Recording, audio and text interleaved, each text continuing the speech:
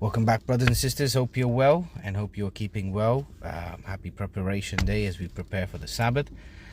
As we started yesterday with our journey with regards to Jesus Christ, we looked at the suffering servant yesterday in Isaiah 53 and sort of expanded on that a little bit.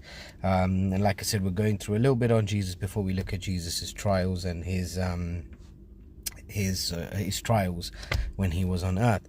So as part of that series now, so we looked at the suffering servant. Today we're going to go through a couple of things that we've already gone through before, but repetition is good. Repetition helps us to remember it. Repetition brings it back into remembrance, and repetition also imprints it in our head and in our heart that we may able to quote it without looking, and whenever you're trying to build on something, or whether you're trying to get good at something, the best way is practice and repetition.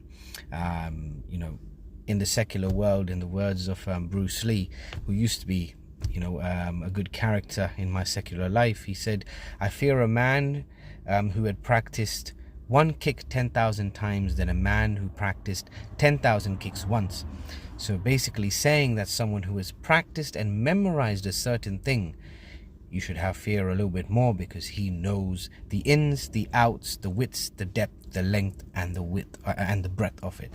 So likewise, if we were to apply that context to the Bible, it is very important for us to study every single precept, every single tittle, every single title, every single story, every single saying and parable of Jesus Christ properly, to keep practicing it, to keep repeating it, that it may finally be written in our hearts.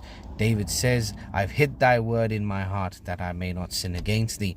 So likewise, let us hide the word of God in our hearts, brothers and sisters. So some of these topics we've already discussed before, but we're going to go through it again.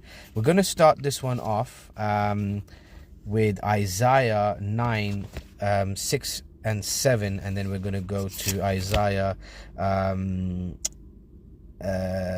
going to go from Isaiah 6 and 7, and then we're going to backtrack a little bit. So 6 and 7 says, "For unto us a child was born, unto us a son was given. The government shall be upon his shoulder, and his name shall be called Wonderful Counselor, the Mighty God, the Everlasting Father, the Prince of Peace.